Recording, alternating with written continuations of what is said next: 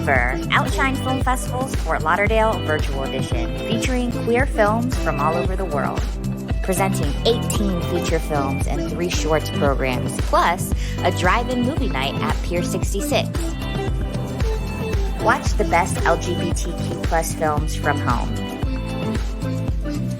Tickets are on sale now.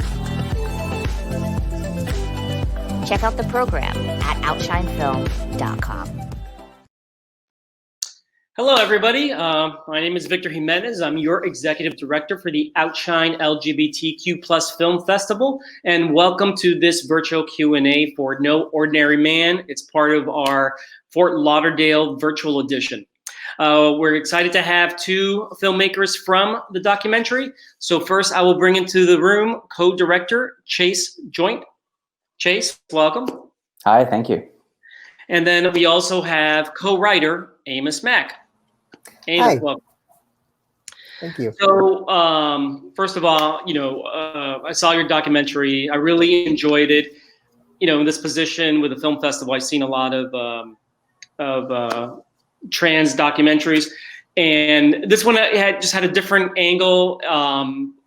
For me personally, was just really engaging, completely original, and I want to just applaud the both of you for, in my opinion, a really great documentary. And my first question is actually to Amos. You don't often see many writing credits for documentaries. I guess how much of this film was actually written? Well, there's the vignettes where we have all the transmasculine actors coming in to essentially audition for, not for a role of Billy, but how they would embody Billy, because all of our actors did know going into it that we were not casting for an actual fictionalized film about Billy Tipton. But those vignettes were written, and then also there's a huge amount of research that goes into the subject of a documentary. And about probably like a year before filming, I was in archives with co-director Aisling Chin-Yi as we were trying to dive into Billy Tipton's life and figure out the best way in treatment form to tell his story, as well as while incorporating the retelling of trans narratives into Billy's story. Excellent. It was certainly a unique way to educate and inform the audience, on the life of someone that I'm sure most people weren't aware of. Knew little about. And you kind of mentioned it right now in the answer you gave. In Chase, you and Amos jump in with this one. How did you decide to tell this story in the way that you did? What can you tell the process of why you just chose to do it the way you actually did it? Yeah, absolutely. Well, one of the things that we knew going into the project is that there were no moving images of Billy Tipton, and where some people might find that to be a barrier, we found it as we took it as an opening, as a creative opportunity. And, for so long, the details of Tipton's life have been controlled by the talk show and tabloid media. And we knew as a creative team that we wanted to put Tipton's story into the hands of as many trans cultural producers and artists and thinkers as possible. And so casting and the scripting of these vignettes, these moments in Tipton's life, became a way for us to engage in conversation with transmasculine talent. And so we put out a call broadly in New York and Los Angeles for those who wanted to participate in a documentary. And so all of the talent that walked into the room that day knew that they were coming in to have conversations as much as they were coming in to perform. Oh, excellent. You kind of inadvertently led into my next question is, you kind of mentioned you did have a casting call, but I guess what did you reveal in the casting call? What did the actors think that they were going into? I guess is how did you what was that process like? What was the casting call, and then when they got there, what did you tell the actors? Yeah, absolutely. So the casting call went out for transmasculine actors and performers who were interested in participating in a documentary about Billy Tipton and transmasculine history. And when actors chose to self-tape, we were able to bring in as many people as possible in both of those cities. And when everyone arrived in the room, we did a large group roundup and put all of our cards on the table, introduced ourselves, gave as much backstory to our process and our project as possible, and invited actors to have conversations with each other and with us about the process of making the film, what they knew about Billy Tipton, what they didn't know, what they found out in the process of preparing for the role. And then when in the more formalized casting environment, actors really took it upon themselves to engage in the broader questions about process and embodiment and feeling and motivation. And so what is revealed on screen and what shows up in our movie is a really organic relationship that's being built between the cast, if you might say, and the crew. No, and an interesting point from that, and kind of leading to it, I guess it's kind of directed at Amos, if I'm remembering the film correctly. There was a powerful moment there when one of the actors shared, that they kind of, I'm trying to remember, what was it? Shared he had a moment with you through your work with Original Plumbing. How did that moment affect you? Like, he shared with you, what did you feel when you were getting all that information? It was an emotional moment because I'd known Alex Davis, is who you're talking about, I believe, from different projects in the past. I'd interviewed him for a magazine years ago. And so when he brought that up and, tied his cultural recognition of Original Plumbing and seeing myself and my co-creator of Original Plumbing, Rocco Kayadas, like seeing us as people where he saw himself, or he saw, it was like a light at the end of a tunnel of some sort. That was, it was a beautiful moment and something that was not expected. I knew going into it that Alex was going to be there. He knew that I was part of the project, but you can't really plan those moments. And then this is a more curiosity thing on my end. The lead up before that moment was the rehearsal of the Billy Butch scene. How did you discover the story of Butch the Broadcaster?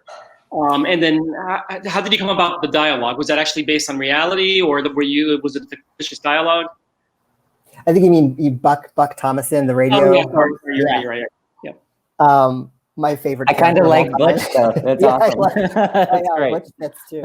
All of the vignettes were fictionalized accounts of moments that felt like important moments in Billy's life that were, according to the research that we had done, that placed him in certain settings in certain years. Those moments were written for the specific times that Billy lived in and moments that he had lived in. But of course, it's impossible to know what actually happened when there was no moving, there's no video footage, there's no diaries left behind by Billy. So those were just fictionalized, but still based on research. Lots and lots of research. Let me, out of curiosity, you put a lot of work onto this. Would you actually consider almost like, would you like to see a narrative treatment to come of the Billy Tipton story? Like where the documentary leads to an actual feature film, or is that maybe the next step with the whole process? It's certainly not a next step for this creative team, and I think that we imagine our project to be about Billy Tipton, but also to be about broader questions about trans representation and trans history and how you might approach telling the story about someone who has been concretized and placed by a kind of broader media apparatus.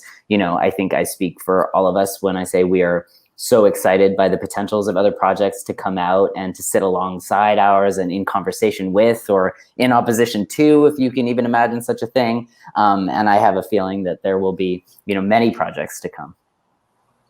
Yeah, you kind of mentioned them there. I did not know about Billy Tipton before this documentary, and I learned a lot. Also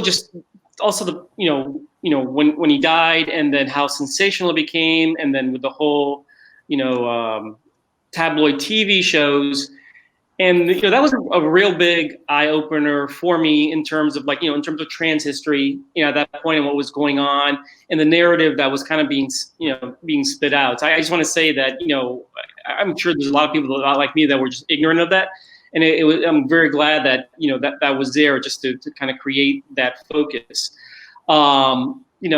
Of all the actors that were part of this, that were doing the roles, how many of them actually were aware of that history, and how did it affect them? Or is this, like, quite frankly, again, because of my ignorance, this is common knowledge within the trans community that I'm just not aware of? Yeah, it's a great question, and I don't think we can speak for everyone in the film, but I can say that more often than not, trans people of our generation, people in their 30s, 40s, 50s, 60s, came of age in a cultural climate where in some ways the most access we had to the visibility of trans subjects was on the talk show circuit. And so it is a format of representation that is quite familiar to people who were looking. And I think one of the things that's interesting about the use of the talk show footage in our film is that while it shows you a kind of version of violent curiosity, it also shows you the representation of Tipton's family, who were steadfast in their love and support for him and standing in defense of those accusatory questions. And so we hope that the talk show footage serves multiple roles and purposes in the film. And that's actually a great point that you brought up, because I definitely got that impression. It was like, his wife was on his side. Wasn't the standard narrative. I mean, she got into the huge phone argument with the writer, which I'm forgetting her name right now. Where did that footage come from? The audio for that, like, how was that something, I guess, the author probably had on file or something, and you were able to get access to? That's more curiosity on my part. Yeah, Diane Middlebrook wrote the biography of Billy Tipton called "Suits Me," and she had a huge archive that she passed along to the archives in Stanford. Right, that's where I went. Yes. Yeah, that's like where Ashlyn Chingy and I went to do our initial research and dive into Diane Middlebrook's archive, because that is probably the archive that holds the most Billy Tipton stuff, which is very interesting upon itself, that so much of his personal belongings and things ended up in this woman's hands, and that she passed along to the university. So that was actually the audio that you're talking about was recordings from from her archives. There was tapes that she was having with conversations of phone calls. There was audio files of, like, I believe there was also files of recordings that were on a answering machine, things like that. So there was tons of audio, and yeah, it really helps tell the story. Yeah. And kind of, like, I guess, focusing on his family again, I'm kind of curious with Billy Tipton Jr. That was, like, kind of one aspect of the film. I was like, I wish I knew more. Was that just something that a creative choice was, just to show as much as you did, or there just wasn't really much more than what we actually saw, which is sometimes the case, with documentaries. You kind of have what you have and you have to deal with it. Like, was there more there, or that's what we see is what we get? Yeah, I mean, I think that's always a question of documentary. I think there could always technically be more. What you see on screen is the product of a number of days where our team spent time with Billy Tipton Jr. in Spokane and his family. And I think we choose to honor his way of telling and engaging stories about his father. And we were so grateful to have been invited into his home, where he quite literally has boxes full of his father's belongings and ephemera, and we could walk around the dining room table and touch saxophones and touch sheet music and look at hair pomade. And, we didn't know what was going to be possible in approaching his house at the beginning of the shoot. It really was a process of getting to know each other that unfolded over those few days and ended up on screen. Yeah, and that was one of the things, looking at the family footage and looking at the stuff from the tabloid shows and all that, he were, at that time, he was a young man, and, your father dies and you discover this thing. And I definitely got across, I'm sure obviously there was, shock on his part and the whole thing, but I definitely felt from him back then in the archival footage and the current stuff that, he had a great love for his father, and all that. In terms of the creative process, have you two and your co-director and other writer, have you guys worked before in the past together. How did this team come together and finally get this film made? This is my first time working with Aisling, who reached out to me initially for when looking for a transmasculine writer to help tell Billy's story. I had known Chase though for many years, but so I was like thrilled, when he was brought on. The project started with Parabola Films in Montreal, headed by Sarah Spring, and Amos and I were brought on very quickly to the project, and it is the first of its kind. But yeah, I will double down on the excitement and inspiration to work with Amos, as we definitely have been in the world together for a long time, and this was the first chance that we had to make something together. No, it's like I said, it's a great product. Now, like for our audience, they may not know, like Chase, you've done a number of actually other documentaries, feature length and shorts. I mean, is that basically your passion in terms of the filmmaking you love doing? And then do you have another one lined up down the pipe here? Another documentary coming down?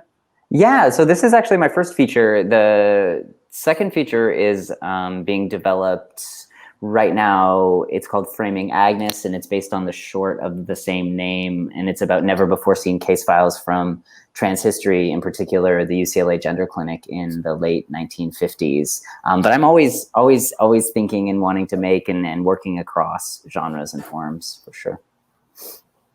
And then Amos, you're quite accomplished as well. You have a lot of like TV production credits, and obviously, and a writer. What do you have next coming down the pipe? I'm currently working on Gossip Girl as a writer, so that will be out this year on HBO Max. And that's really like where my brain is at, besides celebrating No Ordinary Man. But I would love to continue working as a writer across television and film as long as possible, as long as we'll have me. Oh, we'll have you. But it actually been an interesting. I always find it. I find this question actually easier to. Like what have you been doing? What are you doing next? Has been an easier question to ask of directors, producers, and writers, as opposed to, let's say, performers, actors.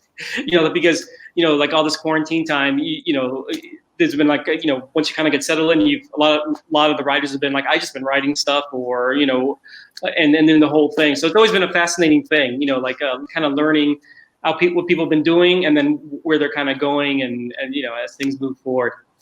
Well, thank you, Amos and Chase. I think the Q&A went well. I think our audience definitely enjoyed the film.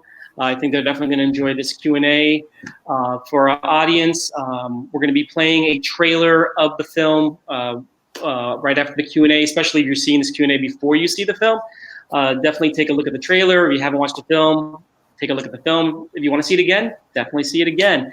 But Amos, Chase, from here at OUTshine, thank you very much for being here today. Thank you so much, Victor. Thanks for having us. Bye-bye.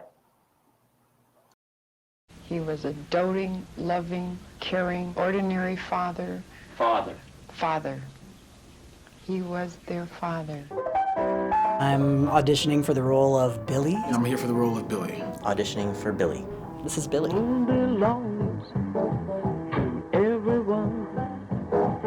How would I summarize the story of Billy Tipton? He was a transmasculine jazz musician. When I encountered Billy Tipton, that was the first time I encountered transmasculinity. Those of us in this generation, we are in a much different place than Billy Tipton. We are public in a way that so many trans people before us haven't been able to be. Trans people's survival through history was based on invisibility. It's scary when centuries of your survival have been based on not being seen.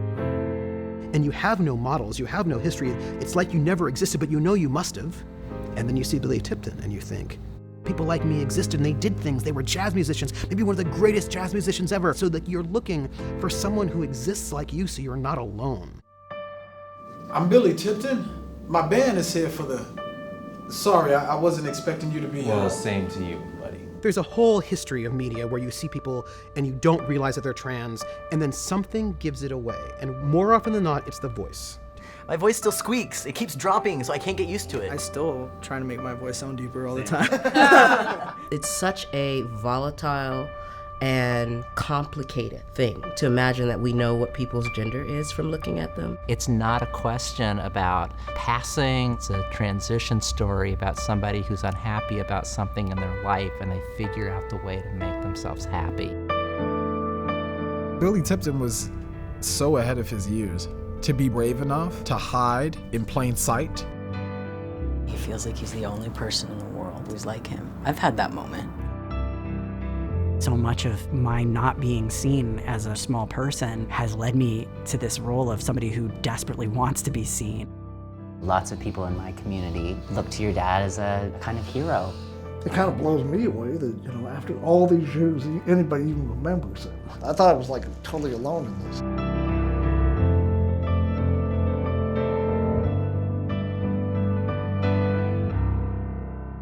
Pass is what? Regular? I don't want to fucking be regular.